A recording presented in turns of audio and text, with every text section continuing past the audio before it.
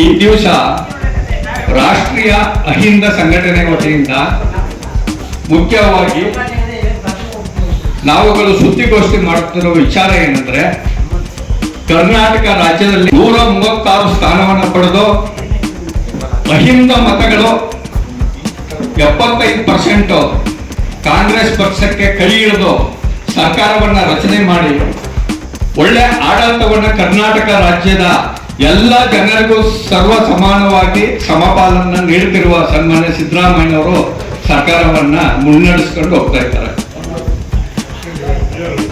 ಈಗಿನ ಒಂದು ರಾಜಕೀಯ ಪರಿಸ್ಥಿತಿಯಲ್ಲಿ ನಮ್ಮ ದಾವಣಗೆರೆ ಬೈ ಎಲೆಕ್ಷನ್ ಚುನಾವಣೆಯಲ್ಲಿ ಟಿಕೆಟ್ ಅನ್ನ ಕೊಡಿ, ನಮ್ಮ ಒಂದು ಅಲ್ಪಸಂಖ್ಯಾತರಿಗೆ ಅಂತ ಮನವಿ ಆದ್ರೆ ಅಲ್ಪಸಂಖ್ಯಾತರಿಗೆ ಅನ್ಯಾಯ ಆಯಿತು. ಶಾಮನೂರು ಶಿವಶಂಕರಪ್ಪನವರ ಮೊಮ್ಮಗ ಕಾಂಗ್ರೆಸ್ ಪಕ್ಷ ಟಿಕೆಟ್ ನೀಡಿ ಅಲ್ಲಿ ಚುನಾವಣೆಗೆ ಕಣಕ್ಕೆ ಇಳಿಸಿದ್ರು.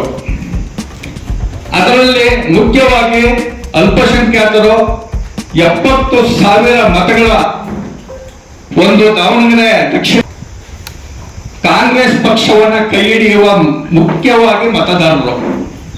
ಅದರಲ್ಲಿ ಅಹಿಂದ ಏನು 75% ಎಲ್ಲ ವಿಧಾನಸಭಾ ಕ್ಷೇತ್ರಗಳಲ್ಲಿ ಮತದಾರರು ಇರುತ್ತಾರೆ. ಪ್ರಮುಖವಾಗಿ ನಮ್ಮ ಅಲ್ಪಸಂಖ್ಯಾತರು ಇಡೀ ಕರ್ನಾಟಕ ರಾಜ್ಯದಲ್ಲಿ 80%, ಮತ್ತೆ ನಮ್ಮ OBC ವರ್ಗ ಹಿಂದುಳಿದ ವರ್ಗ ಅದು 80%. ಆದ್ರೆ ಕಾಂಗ್ರೆಸ್ ಪಕ್ಷ ಅಲ್ಪಸಂಖ್ಯಾತರಿಗೆ ಯಾಕೆ ಅನ್ಯಾಯ ಮಾಡ್ತು, ಇದರ ಬಗ್ಗೆ ನಮ್ಮ ಸುದ್ದಿಗೋಷ್ಠಿ. ಮತ್ತೆ ಕಾಂಗ್ರೆಸ್ ಪಕ್ಷದಲ್ಲಿ ನಮ್ಮ ಹಿಂದುಳಿದ ವರ್ಗವನ್ನ ತುಂಬಾ ಕಡೆಗಣಿಸ್ತಾ ಇದ್ದಾರೆ. ನಮ್ಮ ಮತಗಳನ್ನ ಪಡೆದು ಕಾಂಗ್ರೆಸ್ ಪಕ್ಷ ಇವತ್ತು 5 ವರ್ಷ ಪೂರ್ಣ ಆಡಳಿತ ನಡೆಸಲಿಕ್ಕೆ ಅವಕಾಶ ಮಾಡಿಕೊಟ್ಟು, ಆದ್ರೆ ನಮ್ಮ ಅಲ್ಪಸಂಖ್ಯಾತರ ಅವ್ರಿಗೆ ನಮ್ಮ ಈ ಅಹಿಂದದಿಂದ ಇದೊಂದು ಸುದ್ದಿ. ದಯವಿಟ್ಟು ಅಹಿಂದದಲ್ಲಿ ಅಲ್ಪಸಂಖ್ಯಾತರು, ಮುಸ್ಲಿಂ ವರ್ಗದವರು ಪ್ರತಿಯೊಬ್ಬರೂ ಸಮೇತ ನಮ್ಮ ರಾಜ್ಯದ ಏಳಿಗೆಗೆ ಏನು ಬೇಕು ಅನ್ನೋದ್ರ ಬಗ್ಗೆ ನಾವು ಯಾವಾಗಲೂ ಚರ್ಚೆ ಮಾಡ್ತಾ ಇರ್ತೀವಿ, ಯಾವಾಗಲೂ ಅದರ ಬಗ್ಗೆನೇ ಕಾಳಜಿ ವಹಿಸ್ತಾ ಇರ್ತೀವಿ. ಇವಾಗ ಸಿದ್ದರಾಮಯ್ಯ ಅವರು ಮಾಡ್ತಾ ಇರ್ತಕ್ಕಂಥ ಒಳ್ಳೆ ಒಳ್ಳೆ ಕೆಲಸಗಳಿಗೆ ಅವರ ಹೆಸರಿಗೆ ಮಸಿ ಬಳಿಯುವಂತ ಕೆಲಸನ ಈಗ ಇರ್ತಕ್ಕಂಥ ನಾಯಕರೇ ಈ ಸುದ್ದಿಗೋಷ್ಠಿ. ನಿಜ ಹೇಳ್ಬೇಕಂತಂದ್ರೆ ಮುಸ್ಲಿಂ ಸಮುದಾಯದವರು ಅಹಿಂದದಲ್ಲಿ ಬಹುಮುಖ್ಯ ಪಾತ್ರವನ್ನು ವಹಿಸಿದ್ದಾರೆ.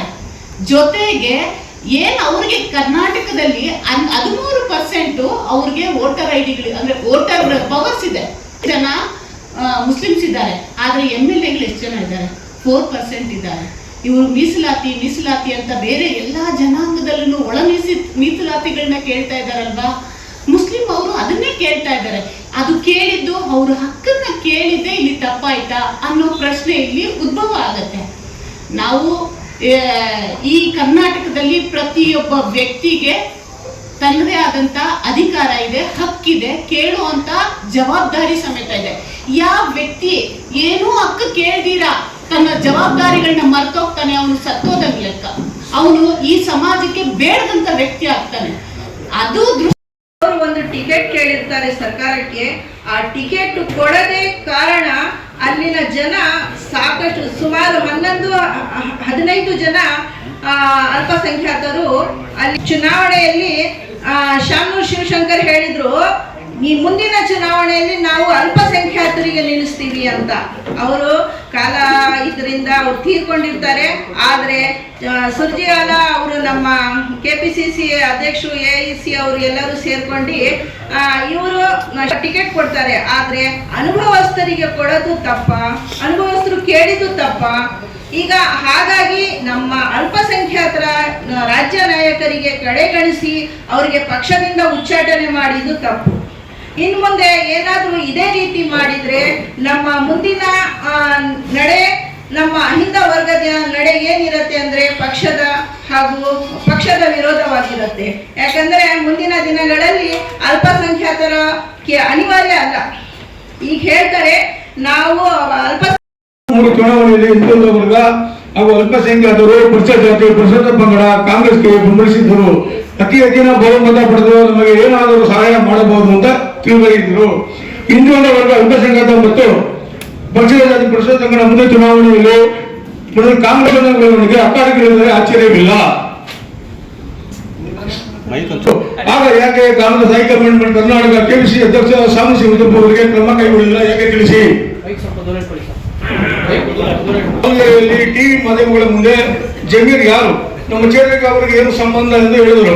ಆದರೆ ಎರಡನೇ ಬಾರಿ ಜಮೀರ್ ಅಹಮದ್ ಚುನಾವಣೆ ಪ್ರಚಾರಕ್ಕೆ ಬಂದರೆ ಬರದಿದ್ದರೆ ಇರಲಿ, ಒಳ್ಳೆಯದು ಎಂದು ಹೇಳಿದರು. ಆ ಸಚಿವಾಲಯ ಮತ್ತು ಕೆಪಿಸಿ ಅಧ್ಯಕ್ಷರು ಅವರ ಮೇಲೆ ಕ್ರಮ ತಗೊಳ್ಳಿಲ್ಲ. ರಾಷ್ಟ್ರೀಯ ಅಧ್ಯಕ್ಷರು ಮುತ್ತಣ್ಣ ಶಿವಳ್ಳಿ ಹಾಗೂ ರಾಜ್ಯ ಅಧ್ಯಕ್ಷರು ಮೋಹನ್ ಅವರಿಗೆ ನಾವೆಲ್ಲ ಸೇರ್ಕೊಂಡು ಅಹಿಂದ ಬಗ್ಗೆ ಹೋರಾಟ ಮಾಡ್ತಾ ಇದ್ದೀವಿ, OBC ಬಗ್ಗೆನೂ ಹೋರಾಟ ಮಾಡ್ತಾ ಇದ್ದೀವಿ. ನಮಗೆ ಕಾಂಗ್ರೆಸ್ ಸರ್ಕಾರದವರು OBC ಮತ್ತು ಅಹಿಂದದವರಿಗೆ ಅನುಕೂಲ ಮಾಡಿಕೊಡ್ಬೇಕು, ರಾಜ್ಯ ಮಟ್ಟದಲ್ಲಿ ನೆಗ್ಲೆಕ್ಟ್ ಮಾಡಬಾರ್ದು ಅಂತ ನಮ್ಮಲ್ಲಿ ವಿನಂತಿ ಮಾಡ್ಕೊತೀವಿ. ಸಂಘಟನೆ ವತಿಯಿಂದ ಇವತ್ತು ಸುದ್ದಿಗೋಷ್ಠಿ ನಡೀತಾರೆ. ನಾನು ಹೇಳಕ್ ಇರೋದು ಒಂದೇ ಸಣ್ಣ ಪಾಯಿಂಟ್ ಅಷ್ಟೇ, ಮಹಿಳಾ ಮೀಸಲಾತಿ ನಮಗೆ ಬೇಕು. ಯಾಕಂದ್ರೆ ಕೇಂದ್ರದಲ್ಲಿ ಅವೈಜ್ಞಾನಿಕವಾಗಿ ಏನ್ ಮಾಡಕ್ ಹೊರಟ್ಯಾರೋ ಅದು ನಮಗೆ ಬೇಡ, ನಮ್ಮ ಸರ್ಕಾರ ಮಾಡ್ಬೋದಲ್ವಾ? ಮಹಿಳಾ ಮೀಸಲಾತಿ ಕೊಡ್ಲಿ, ಮುಂದಿನ ಗ್ರೇಟರ್ ಬೆಂಗಳೂರು ಚುನಾವಣೆಯಲ್ಲೂ ಕೂಡ ನಮಗೆ ಮಹಿಳೆಯರಿಗೆ ಮೀಸಲಾತಿಯನ್ನ ಕೊಡ್ಲಿ. ಯಾಕಂದ್ರೆ ಸರ್ಕಾರ ಬರಕ್ಕೆ ಮಹಿಳೆಯರ ಪಾತ್ರ ಬಹಳ ಮುಖ್ಯ ಆಗಿರುತ್ತೆ. ಹಾಗಾಗಿ ನಮ್ಗೆ ಮಹಿಳಾ ಮೀಸಲಾತಿ ಬೇಕು. ಹಾಗೆ ನಮ್ಮ ಅಲ್ಪಸಂಖ್ಯಾತ ಪರಿಶಿಷ್ಟ ಜಾತಿ ಪರಿಶಿಷ್ಟ ಪಂಗಡದ ನಾಯಕರ ಮೇಲೆ ಏನು ನಡೀತಾ ಇದೆಯಲ್ಲ ಟಾರ್ಗೆಟ್ ರಾಜಕಾರಣ ಈ ಪತ್ರಿಕಾ ಇದ್ರೆ ಇಲ್ಲಿ ಕಾಂಗ್ರೆಸ್ ಸರ್ಕಾರದಿಂದ ಏನು ಅಲ್ಪಸಂಖ್ಯಾತರಿಗೆ ಅನ್ಯಾಯ ಆಗ್ತಾ ಇದೆ. ಒಂದು OBC ವರ್ಗ ಮತ್ತು ಅಹಿಂದ ವರ್ಗಗಳನ್ನು ಮತಗಳನ್ನು ಬೆಳೆಸ್ಕೊಂಡು ಇವರು ನಮ್ಮ ಮೇಲೆ ಮೇಲ್ವರ್ಗ ಸಮಾಜದ ದೃಷ್ಟಿಯಿಂದ MLCಗಳಾಗಲಿ ಇನ್ನೊಂದಾಗಲಿ 224 ಸೀಟಲ್ಲಿ 225% ನಮಗೆ ಕೊಡಬೇಕು. ಇವರು ಯಾಕೆ ಹಿಂದುಳಿದ ವರ್ಗಗಳಿಗೆ ಕೊಡ್ತಾ ಇಲ್ಲ? ಅಲ್ಪಸಂಖ್ಯಾತರಿಗೆ 1 ಕೋಟಿ ಜನಸಂಖ್ಯೆ ಇದ್ದಾರೆ. ಅಲ್ಪಸಂಖ್ಯಾತರು 90% ವೋಟ್ ಹಾಕ್ತಾರೆ ಕಾಂಗ್ರೆಸ್ಗೆ. ವೈಯಕ್ತಿಕ ಇವ್ರ ಪಕ್ಷ ಬೆಳೆಸ್ಕೊಳಕ್ಕೆ ಅವ್ರನ್ನ ಬಳಸ್ಕೊಂಡು ಆಮೇಲೆ ಬಿಸಾಕ್ತಾರೆ ಅವರು. ಅರ್ಥ ಆಯ್ತಾ? ಇದನ್ನ ಕೇಳಕ್ಕೂ ನಮಗಿದೆ.